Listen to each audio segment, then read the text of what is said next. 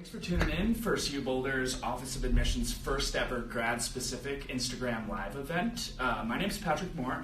I'm a graduate admissions counselor here at CU Boulder's Office of Admissions.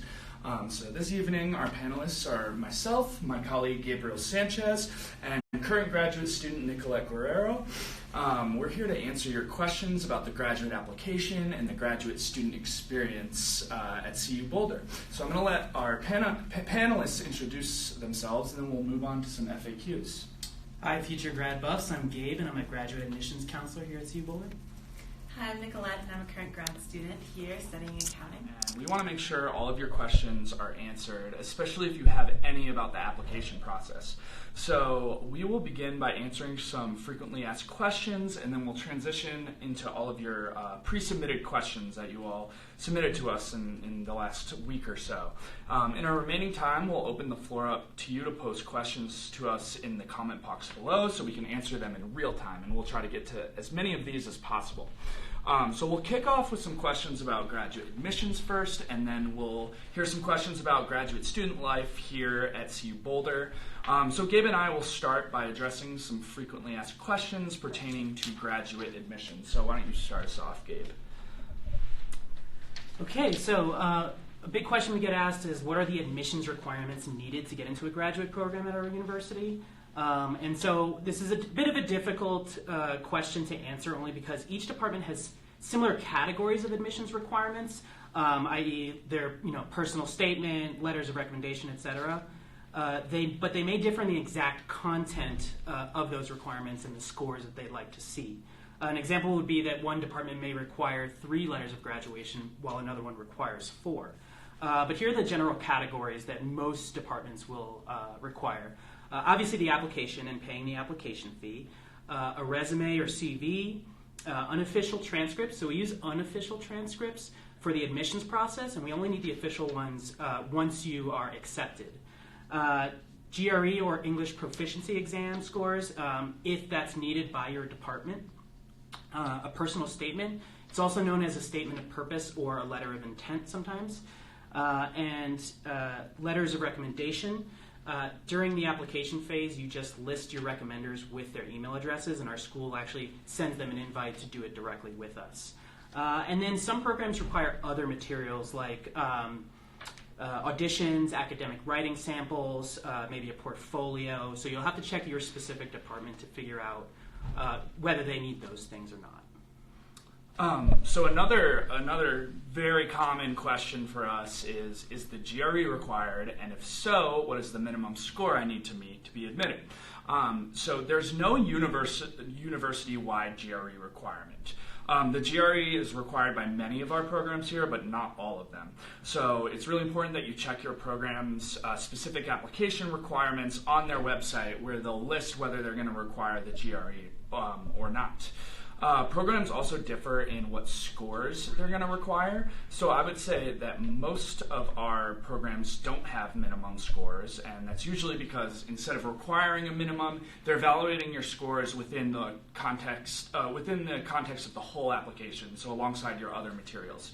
And then they're looking at your application in the context of the entire applicant pool. So some programs might have these minimum GRE requirements, but if they do not list a minimum, that means there is no minimum.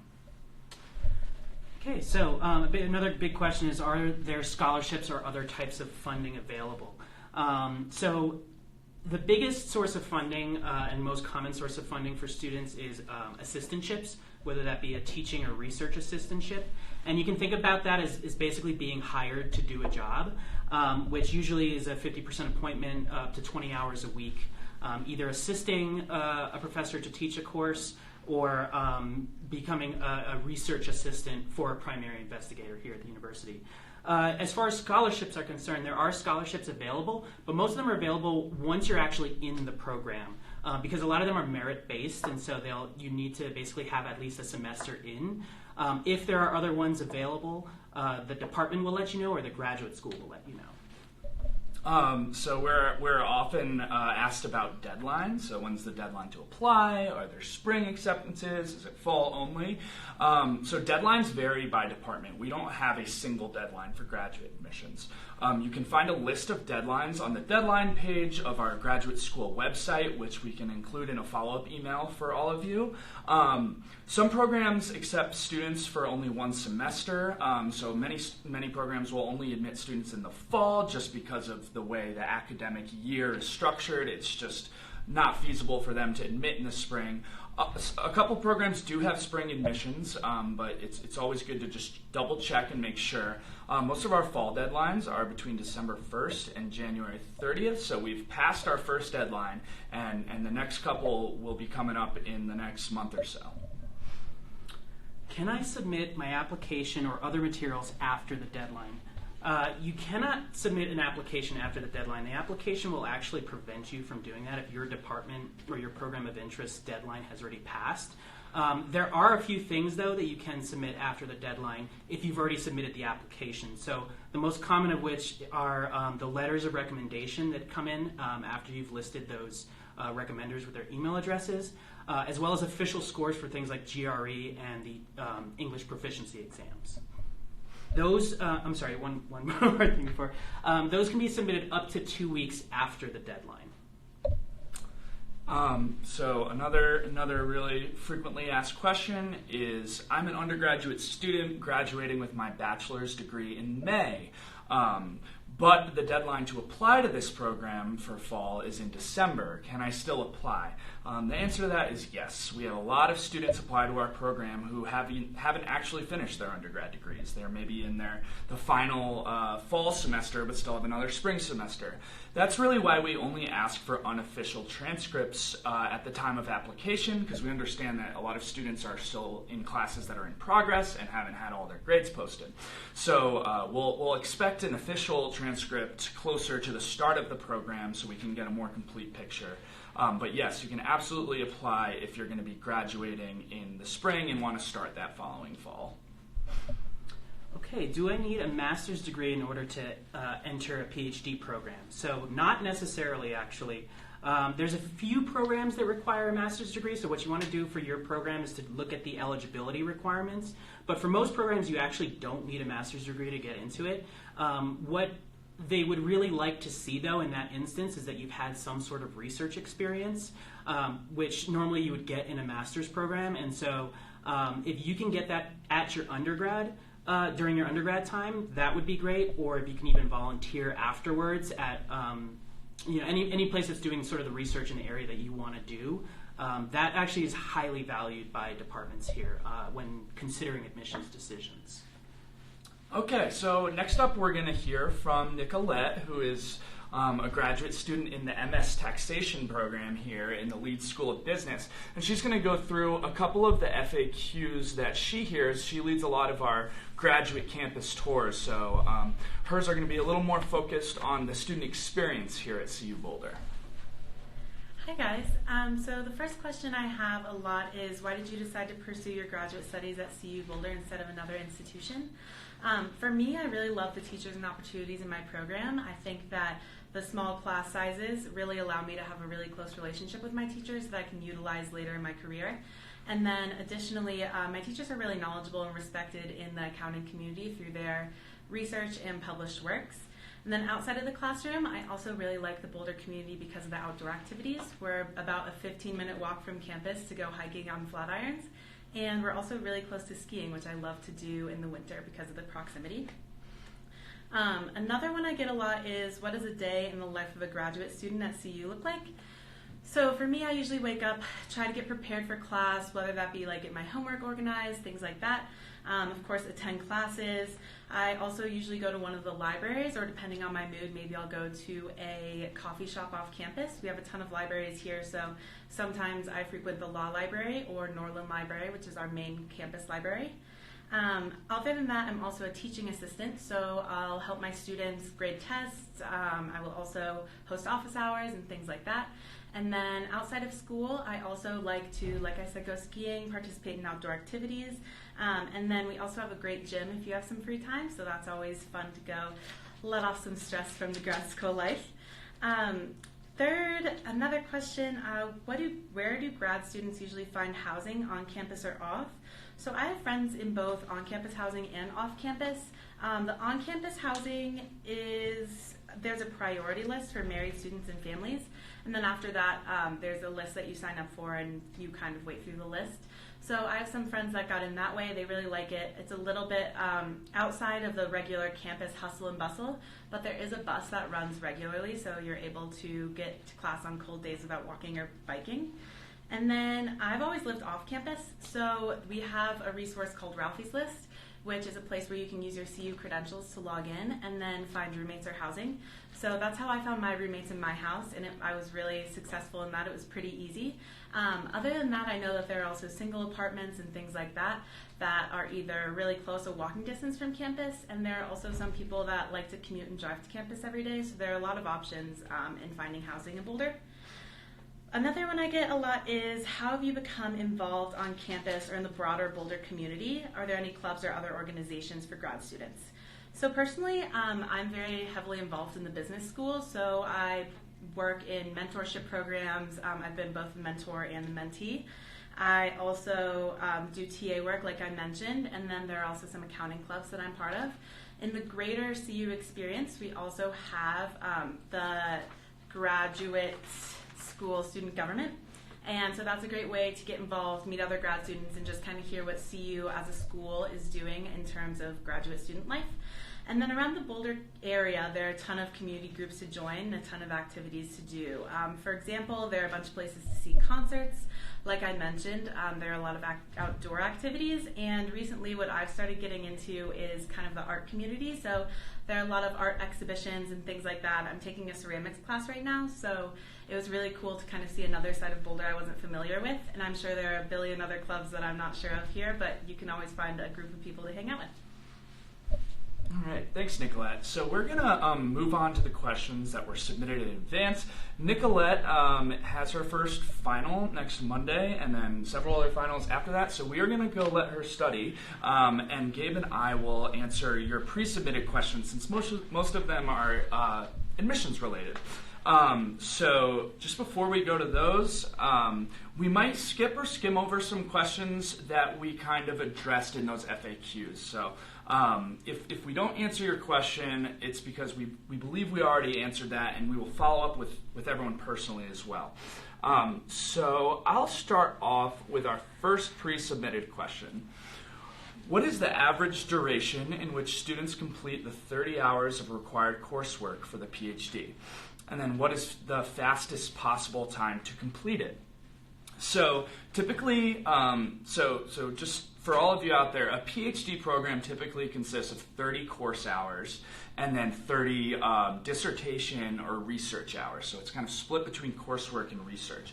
PhD students will usually complete their 30 credits of coursework within the first 2 years of their program. Some PhD students, though, will come in and already have completed a master's degree, and those students often transfer in a lot of their coursework into the program, and so they're able to maybe complete their coursework in a semester or two. Typically, the PhD takes 5 years to complete. However, some students, like those I just mentioned, who come in with a master's degree, can sometimes complete it in as soon as 4 years, if they're able to transfer in as much coursework as possible. So ultimately, the limit we set on the PhD program is 6 years, so it can take anywhere from 4 to 6 years. Okay, so someone asked, what are the dedicated or funded laboratories in electrical, computer, and energy engineering in the Master of Science program, specifically in the field of power electronics and energy systems? So I'm going to be using a lot of jargon here, so bear with me. There's 3 main groups that fall under the power electronics and energy systems research areas. The Ericsson group focuses on modeling and design of power electronics components and systems. The Maximovic group focuses on achieving significant system-level advances in energy efficiency and renewable energy sources via smart power electronics. The Hodge group focuses on modeling and simulation of power and energy systems, with an emphasis on the operational and planning challenges posed by the integration of renewable energy sources such as wind and solar power. And typically you can find more information about these on the department's website under their research tab. Okay, another question here. Are there 100% scholarship awards given to graduate students? If so, how does one apply for these? So Gabe touched a bit on this in the FAQ section, but yeah, a lot of our programs offer full funding for graduate students via research or teaching assistantships. So scholarships are definitely a little less common as funding sources at the graduate level. Those are more common for undergraduate students. Typically, assistantships and fellowships are what are used to fund graduate students. So these assistantships usually include a tuition waiver, a stipend for living expenses, health insurance coverage. You do not need to apply separately for these awards. You'll be automatically considered for these when you apply to the program. The department is going to assume that you are interested in these, so they will automatically consider you. Typically, these are first offered to PhD students, and then the remaining positions are offered to master's students in the department. So here at CU Boulder, 60% of our graduate students are funded through assistantships. Okay, how can an individual from Ghana apply for graduate studies, and are there any special requirements? So students from Ghana and really all other international applicants will apply using the same graduate application as domestic students, and so the only main difference in terms of the application is that sometimes deadlines can be a little sooner for international students, usually about 2 weeks, to allow more time to process and evaluate foreign transcripts and convert various GPAs to our 4.0 scale. Now, students from Ghana or other countries where English is the official language do not need to submit a TOEFL or IELTS. However, most students from other countries where English is not the primary language will need to submit either the TOEFL or IELTS to prove English proficiency. So we would ask you to please visit our International Graduate Admissions page on the graduate school website to determine whether your country or not will need to take the TOEFL or IELTS. Okay, so this question, I am a full-time wheelchair user. Would I be able to live and study full-time on campus at CU Boulder? Of course, yeah, definitely. CU Boulder's campus is completely accessible for students in wheelchairs and students with other disabilities. And beyond that, we have an Office of Disability Services who work with students with disabilities to offer accommodations so students' learning needs are met. This isn't just limited to physical disabilities, but also mental, emotional, and learning disabilities as well. This office will really work hard to make sure your learning experience is you're getting all the opportunities that every other student is receiving. Okay, I was unable to take the IELTS exam as planned because of a work project, but would really love to apply to your graduate program. What can I do? Is it possible to postpone IELTS certification? All of my other admissions documents are in and prepared. So unfortunately, unless you have special permission from the department, we would need proof of English proficiency, either via the IELTS or the TOEFL, for your application to be considered complete. It's highly unlikely that the department would offer you admissions decisions without knowing your level of English proficiency. That is primarily because that level of proficiency is needed in order to succeed in the program, and so they wouldn't be confident that someone without that level of proficiency can succeed. But you can reach out to your department of interest and request an extension or a waiver. Unfortunately, though, it's not a guarantee. Okay. How common is it for late 20-somethings or students who are 20-something years old to go to graduate school if they're unsure of what their career path is? That's a really good question, and you know it's hard to answer, but I'll say this: many students enter graduate programs without a clear or exact idea of what they're going to do after they graduate. That being said, most of these students at least have a very specific academic interest in mind coming in, and then are able to work with their peers, with their professors, with advisors, with someone from our career services offices to figure out what their next steps are after graduation. So even if they don't know exactly where they want to work or even in what industry they want to work, students generally are drawn to a program because of coursework or research opportunities available. What you should definitely avoid doing is just attending graduate school because you don't really know what else to do. especially if you're going to be paying out of pocket or taking out loans to pay for school. Graduate school can be an awesome jumping off point for a career. It can be a great way to delve into something you're passionate about or a specific research topic. But it's also a huge investment of energy, time, and oftentimes money. So if you can't secure funding for your graduate program, finance is obviously less of an obstacle. But you should probably shouldn't consider graduate school as just a way to kind of spend a couple of years and figure your life out, because it's really a huge investment of energy. All right, so these next 4 questions are going to be specifically for the computer science department's programs. What is the statement of purpose word limit for CS? So most departments, including computer science, don't have a specific word limit on their statement of purpose. If that's the case, then generally they should be around 500 to 750 words, or 1 to 1.5 pages if it's single-spaced. Some applicants who have extensive professional or research experience can extend that limit to 1,000, but we strongly recommend keeping it as concise as possible. The next one is, does CS department require a personal statement in addition to a statement of purpose? So, like I said before, those are actually the same thing, and some departments use different wording and some schools use different wording, but they all virtually mean the same thing. So no, they wouldn't require an additional piece of writing beyond the statement of purpose. Next, what are the courses covered under the artificial intelligence as a specialization? While there's an AI subplan for computer science PhD students, this refers more to the research that they're going to be doing than the specific courses they're going to be taking. So that being said, if you'd like to see a list of the CS graduate courses that are going to be available, you can look at our catalog at catalog.colorado.edu. And the last one is how many letters of recommendation does the computer science department require? So they just require 3 letters of recommendation. All right, so I am interested in African linguistics, semantics, and pragmatics in particular. I specialize in Swahili and East African Bantu language. I was wondering whether I would fit in at CU with my research interests.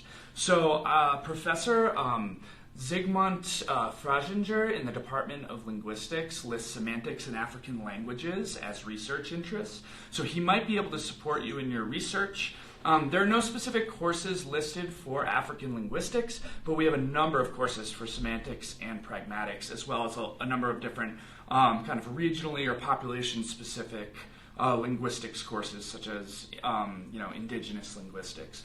It would probably be best for you to reach out directly to someone in the department, whether that's Professor Frazinger or whether that's the department chair, Dr. Laura McCallis, to explore whether the program would be a good fit and whether they'd be able to support your research interests.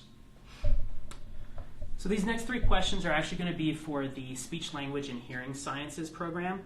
How much weight does the GRE score carry through the admissions process? So this really varies depending not only on the department, but also the admissions committee for any given year.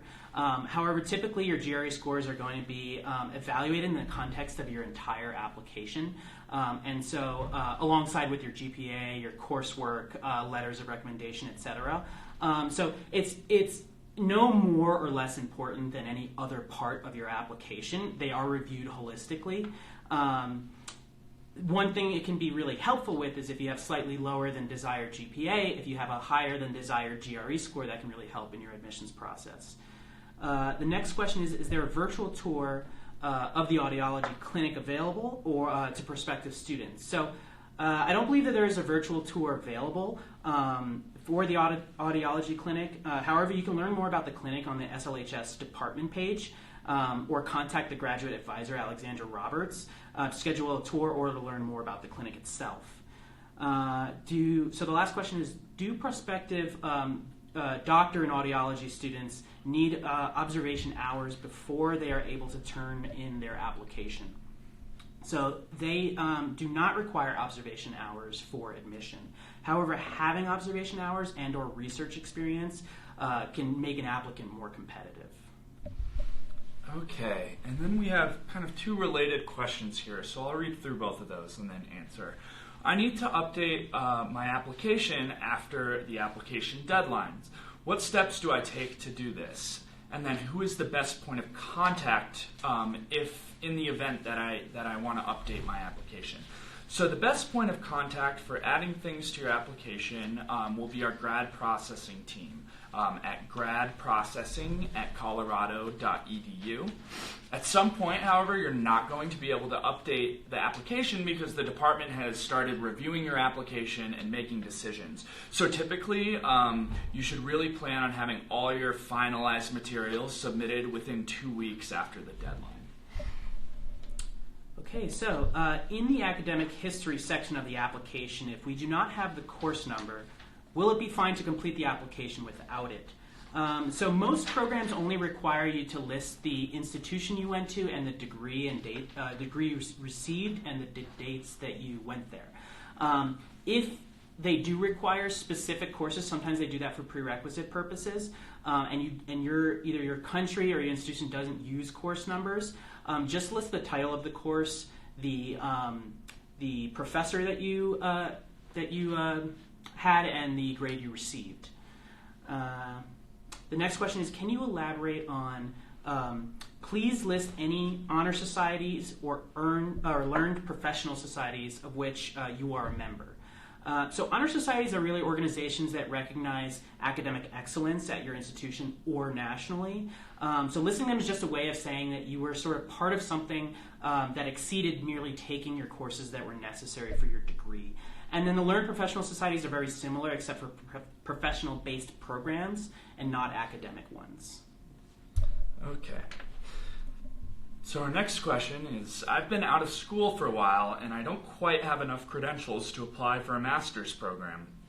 Would you recommend online continuing education as a non-degree student for a couple of semesters before applying to the master's program?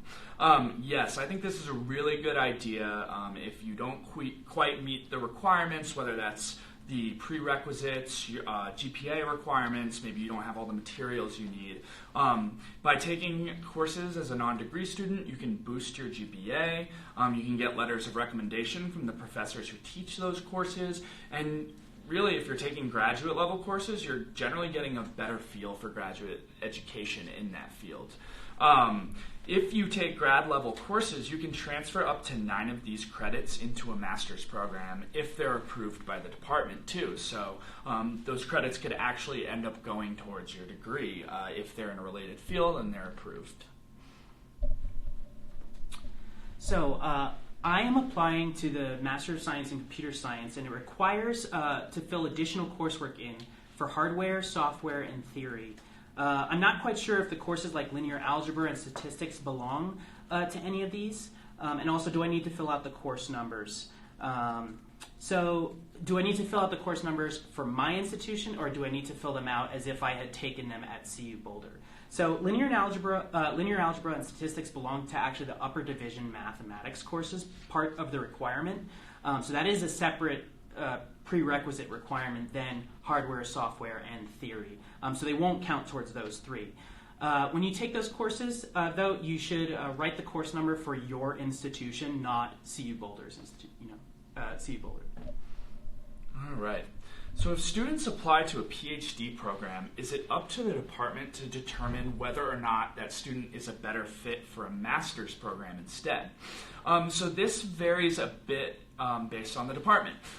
Many programs will include an option in the application, a little checkbox where PhD applicants can indicate that they would be interested in entering the master's program if they're not admitted to the doctoral program. So definitely keep an eye out for that option on the application, because then they'll know that you would be interested in a master's, even if they didn't think you were maybe ready for a PhD. In some other cases, programs or departments will reach out directly to the applicant and let them know, we didn't admit you to the doctoral program, but we would be willing to admit you to the master's program. So they'll reach out directly. Generally, though, they're not going to go in and manually change you from a doctoral applicant to a master's applicant without communicating with you in any way. So I would say if you're ultimately really interested in a PhD program, go ahead and apply to the PhD. If they think you would make a good master's student, they'll reach out and let you know and possibly offer you admission to that program.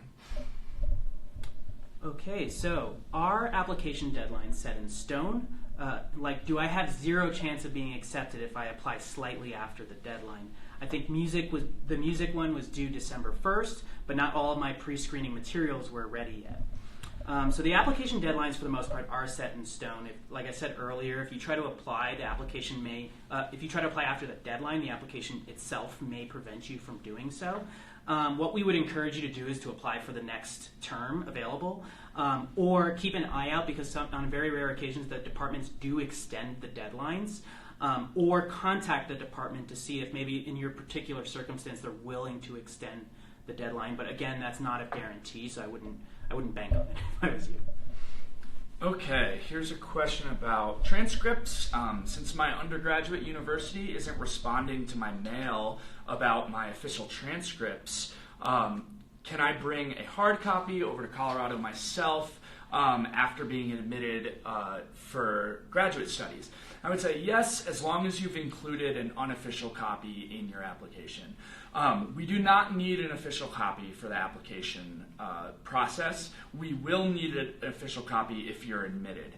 So we need some kind of transcript, whether that's unofficial, official, when you apply, but it can be, a scanned copy of your transcript. It can be an unofficial version. And the second question here is, since my undergraduate degree was from an English-speaking country, do I still need to provide proof of English proficiency, such as IELTS or TOEFL exam?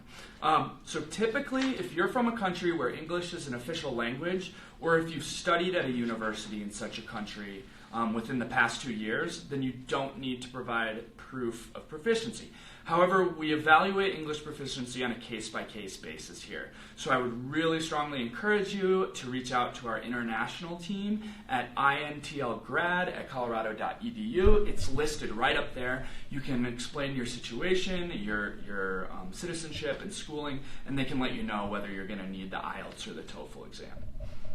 Okay, so on a similar topic, when's the last date to electronically send my IELTS score? Is it December 15th, or is it June 15th as mentioned in the English proficiency requirements page? Also, should we send it to the University of Colorado Boulder Master's and PhD office, or Bachelor's and Post-Baccalaureate office, as the website specifies? So IELTS and TOEFL scores must be submitted within 2 weeks of your program's application deadline. So if the application deadline was on December 15th, we must have them by December 29th, as an example. IELTS scores should be sent directly to the University of Colorado Boulder Master's and PhD. The full address is listed in the English proficiency page on the graduate school website. So you may be actually on the undergraduate's side of the website. All right. So, next question. What are my chances of getting admitted to the PhD program in Electrical, Computer, and Energy Engineering with a 3.2 GPA and a 297 in GRE? So it's really impossible for us to say what a given student's chances are of getting admitted to a graduate program. And there are a couple of reasons for this. First and foremost is that decisions are not made simply in terms of this is the standard and anyone who falls above the standards is accepted. Rather, the department is going to have a number of slots for graduate students, and they need to determine who is the right fit for the program. So this doesn't just come down to your GPA and your GRE scores, but also professional experience, research experience, letters of recommendation, your research match with a given professor, a whole variety of things. And last, it's really important to mention that every year the applicant pool is different. So 1 year that might be enough to be admitted into a program. The next year there might be more competitive applicants and it's not. So we really can't pre-evaluate before applying. So how much does the TOEFL weigh in the overall admissions criteria? I'm asking this question as I heard the TOEFL score matters only if the GRE score is less than 146. Is this true? So the TOEFL does not weigh in the admissions criteria to determine whether you're academically competitive. It's used to determine whether you know enough English to be able to succeed in the program at all. So first they're going to try to see what that TOEFL score is and determine whether you do have that proficiency, and then they're going to look at whether you are academically competitive for their particular program. If you don't have that score that they require from the TOEFL, it's not likely that they're going to accept you into the program. Mostly because they don't feel like you will actually be able to succeed in that program with the material that they're going to be teaching you. All right, so those were all of our pre-submitted questions that we were able to answer in this segment. If we didn't get to your question, it might be because they were a little too specific and we needed some more information. So we have all those questions. We'll be following up with all of you individually via email so we can kind of chat a little further. At this time, we'd like to open the floor up for you all to send us your questions, and we'll try our best to answer them all in real time, but if we're not able to get to yours, please email your questions to us at cugrad@colorado.edu, which is right on the little poster behind me. So I'll take the first one here. Can I apply to multiple programs that interest me? Yes, you can. The only thing to note here is you have to complete separate applications, and that means you have to pay the application fee twice, you have to upload your transcript twice, you have to get separate letters of recommendation. Your test scores and like if you submit the TOEFL, if you submit the GRE, these will be automatically applied to both accounts if you send them to us, so you don't have to worry about that, but you do have to complete and submit 2 applications, pay the application fee twice, or 3 times, depending on how many programs. And I should just note, applying to multiple programs does not affect your chances for admission to any of the programs, right? The program is only going to see the application you submitted for that program. They're not going to see, oh, this person's applying for both education and physics. So you don't have to worry about that. They will not hurt your chances of admission. Okay, so what do you look for in a statement of purpose? So unlike in the undergraduate side, where you get some pretty high-level questions about who you are as a person, here at the graduate level, they tend to drill down a little bit more into what have you done at the undergraduate level, why do you want this degree, what do you plan to do after you graduate with it, what can you bring to the program as well. And for those PhD candidates, a very important piece of the statement of purpose is going to be listing the faculty member that you want to work with. And hopefully you've contacted that faculty ahead of time and have established a research match with them and that they want to work with you as well. And then you get to kind of name drop them and put them into that statement of purpose, and that goes a long way to being accepted. All right. So are there any RA, so research assistantship, or TA, teaching assistantship positions for biomedical engineering PhD students for the spring semester? So there definitely are not for this upcoming spring semester, because that program isn't technically starting until fall 2020. That being said, I think PhD students in that program will have the opportunity to research in the various labs that are related to biomedical engineering in the Department of Engineering. This program's still kind of in development, so I'm not exactly sure what amount of TA-ships they will have available, but I would recommend that you reach out to the director of this program. His name is Mark Borden. He's a professor of mechanical engineering, so you can find his information on the website under biomedical engineering. Okay, so really the same answer applies to this next question, which is what GRE score is needed for the PhD program in biomedical engineering. Mark Borden is the one that you're really going to want to ask that question to. Are applicants interviewed? So there are very few programs that do interviews for applicants. Really the place to shine and kind of show more of who you are and explain things that may not be in your resume or your transcript is going to be your statement of purpose, because that's sort of like free text. You're allowed to write what you need to in there.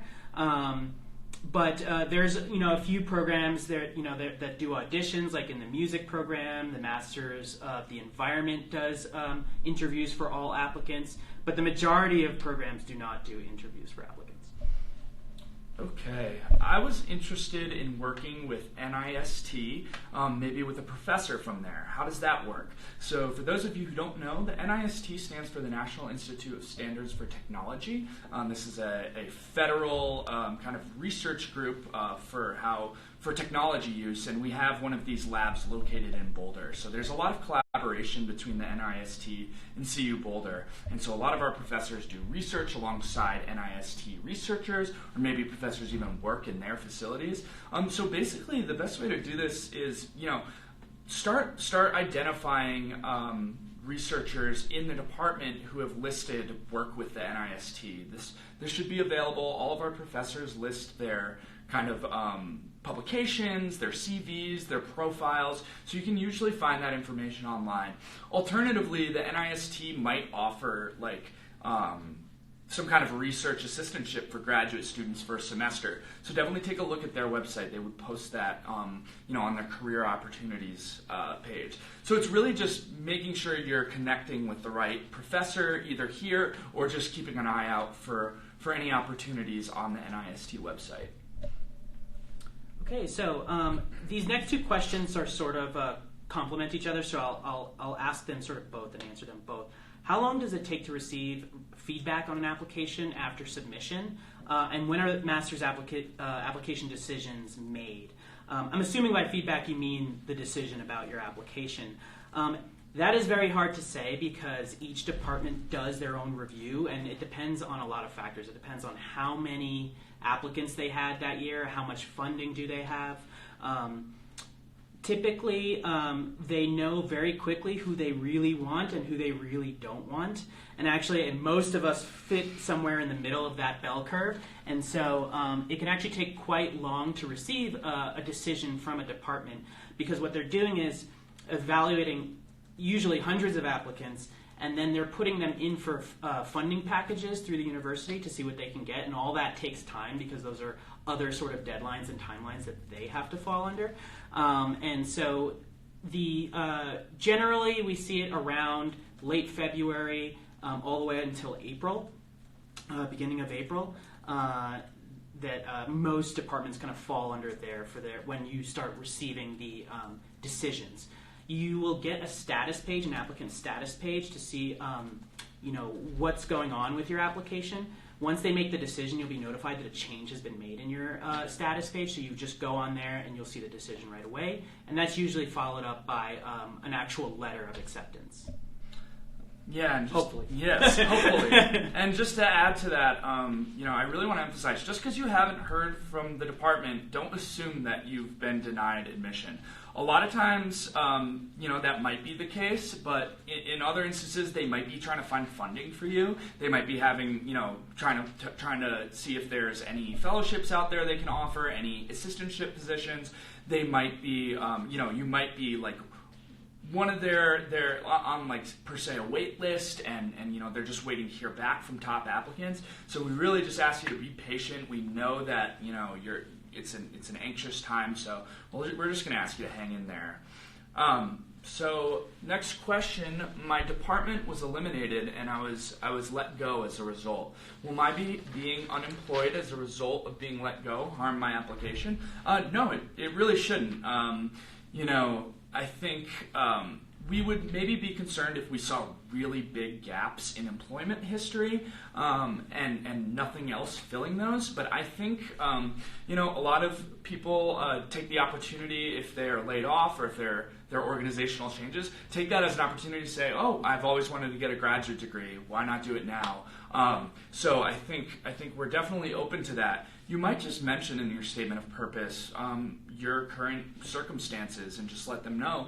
I was laid off. I've always wanted to go to grad school. I think this is the perfect time for me. I'm ready to kind of to reincorporate myself into academic life. So I think no, don't be concerned about that. We see that all the time. So when do we pay the application fee? Is it due when the application fee is submitted or sometime later? Really what you can think of the application fee is sort of like the postage on a letter that you're sending. You can do the whole application, and it's really just going to sit there until you're able to pay the postage fee and give it and throw it in the mail. So the application fee kind of unlocks the ability for that application to be submitted.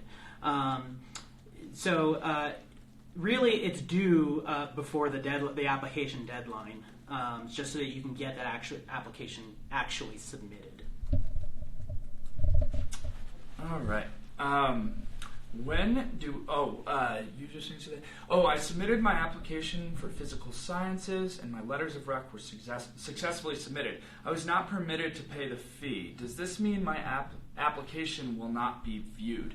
So if you did not pay the fee, that typically means that the application was not actually submitted. I would encourage you to kind of visit your status page and just make sure. Sometimes there are little hiccups in the system, and I have students coming in saying, I couldn't pay the fee, and then I look at their record and I said, well, you just paid it. So I would go ahead and check. If you did not pay the fee and it wasn't submitted, that might mean that the application will not be viewed, but I would recommend you reach out to our colleagues in the graduate school who oversee the application and the payment system. Their email is gradadm@colorado.edu, and you can find that on the website pretty easily. And they can maybe see what happened and maybe manually extend that for you. Though that's not a promise, but it's worth looking into. Okay, do we obtain a fee waiver for attending this chat? I wish. I wish we could give a fee waiver to everybody. Unfortunately, no. Each department sort of controls its own admissions process, and so it is hard for us to come up with a policy or free application day that governs all graduate programs because they all have a say. That being said, there are certain populations that do get an app waiver, McNair scholars, current and former military members, and so see if you're part of one of these populations that do receive application fee waivers. The other thing is, in rare circumstances, a department may really want you as an applicant, and if that fee is sort of a barrier, they may grant a fee waiver, but I would not rely on that. And they definitely don't give it just because you ask for it. There sort of has to be a really good reason why they would want to give you a fee waiver. Okay, so is there any funding available for professional master's programs? That's a really good question. We haven't really touched on professional masters. So for those of you who don't know, we kind of have two main types of master's programs here at CU. Professional masters and then traditional or research master's programs. So a professional master's program really means that there's no research component. So you do not write a thesis, you don't write a dissertation, you don't do an independent study. It's either all coursework or there's some kind of professional element built in, whether that's a practicum or an internship or a capstone project or something like that. We do not offer funding for professional master's students.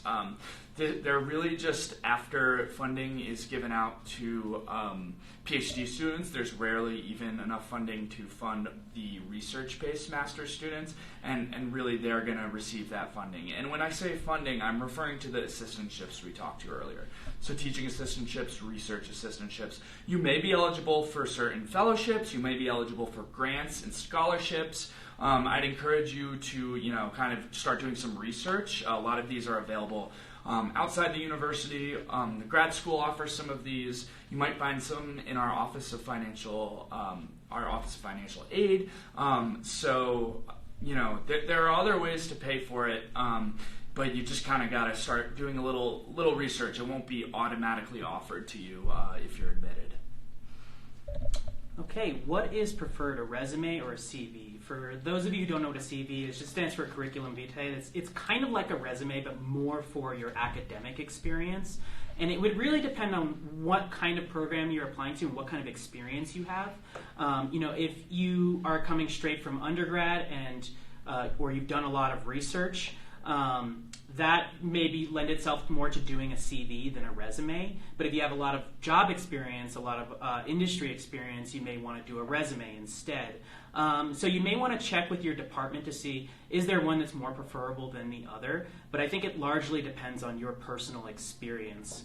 And that's it.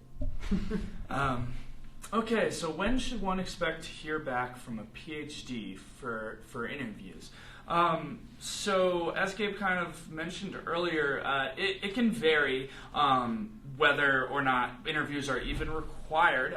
Some programs like to invite top applicants to campus for a weekend before they admit anyone, just to see how those students get along with potential advisors. Sometimes, professors are a little, sometimes and fairly enough, anxious about taking on a grad student for 5 years who they've never met in person and don't know how they would work with.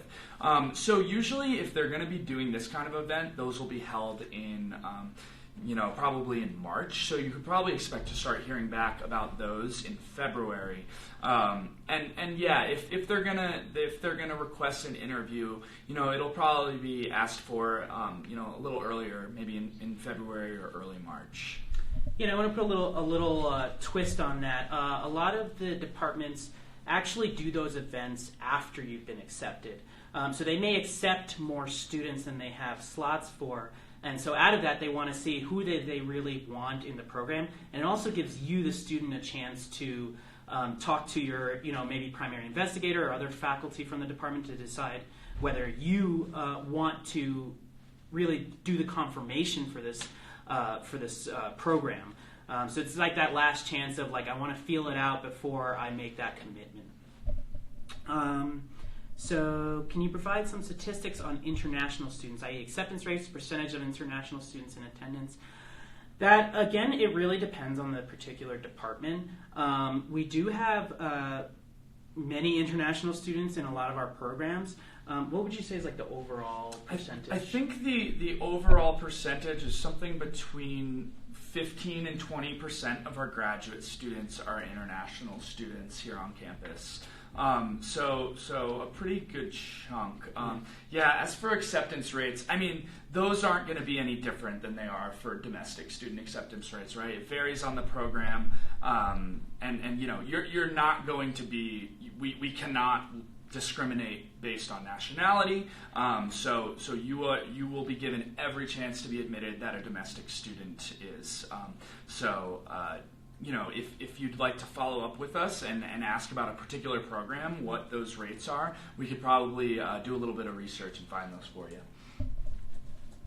Okay, we have one being typed right now, so I'm just waiting on that one. Yeah, and I've got another one here. Are there application fee waivers offered, and if so, how are those obtained?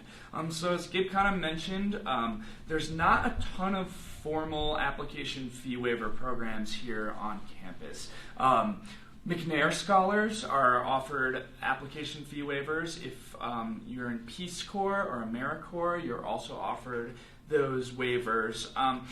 Other than that, if you want an application fee waiver, you're really going to have to reach out to the department directly and request that. They are the ones who are able to offer those on a case-by-case basis. And like Gabe mentioned, it needs to be an important and legitimate reason. Economic hardships. Maybe you're an international student and there are currency conversion issues happening. I think usually if you're a really competitive applicant and you have a very legitimate reason to get those, departments will hear you out on those. But they're not obligated to grant those regardless. So just keep that in mind. Is contacting the principal investigator required for science PhD programs? Almost always, yes. A lot of departments don't actually list that as a requirement, but it really is a determining factor of whether you're going to be admitted. The reason for that is they want to know that there is a match, a research match here for you at the university. You can be the best candidate in the world, but if what you want to research is not being researched here at the university, they're not going to accept you because it's just not the right fit. You're better served at another institution. And so it allows you to really get a feel for who you're going to be working with maybe for the next 5 or 6 years, and what research they're doing to decide, yes, I definitely want to do that, and I definitely want to work with this person at this university. And it gives them a feel for you and to see, yes, we really want this applicant. We've seen sometimes where an applicant who has slightly lower grades than another applicant actually gets accepted over that higher graded applicant because of their research experience and the relationship that they developed with the faculty member. So it's a very important part of the application. Most programs will have a people tab or a research tab at the top of their websites, and that'll list the research that's being done and who's doing that research. And then it'll include their contact information, so you can just contact them directly. One other thing I want to say about that is don't be afraid of reaching out to those professors. They are expecting that. And don't be afraid to reach out to multiple faculty members. Some students think that the faculty members are sort of talking behind the scenes and saying, oh, this person reached out to me and you. Maybe they don't really want to work with me. That's not the case. Reach out to as many faculty members as interests you in terms of what they're doing for research. And then, you get to then be in a position where you can pick and choose who you actually want to work with if multiple people say yes. All right, so we are running a little short on time here, so I'm going to do one last question here. And if we haven't answered your questions, please email them to us at cugrad@colorado.edu. Gabe and I check that every day and respond to every message that comes into that, unless, we feel like we can't answer it, and then we might forward it on. But we really do read that. So please, email us there. We're happy to discuss this further, and whether that's a phone appointment. But so, last question. What are the most important factors in a grad application? That really depends on the program that you're going to. In a PhD research-heavy program, your research experience and your research match are going to be super important, right? If you want to study sea snails, and we don't have a professor here who studies sea snails because we're in the middle of North America and we don't have access to an ocean, that's going to be a huge factor. For a business program, they're going to emphasize professional experience more. So it really depends on the program, but I would say pretty universally, your undergraduate GPA and course selection are going to be really important factors, right? Because that's kind of the most translatable thing we have to know how you'll do at the graduate level, right? Graduate school is different than undergrad, but it's still university coursework, so that's really kind of the most important factor for most of our programs there. So I'm sorry, it looks like we have a couple questions we weren't able to get to. Please follow up with us via email. If you submitted pre-submitted questions, we will get back to you if we didn't address those in this Instagram Live event. And we're always happy to chat further. So please don't hesitate to reach out. So that concludes our Instagram Live for this evening. Like we said before, really don't hesitate to reach out. We love working with prospective students and are happy to help however we can. We hope to see some of you here at CU Boulder, and thanks for watching.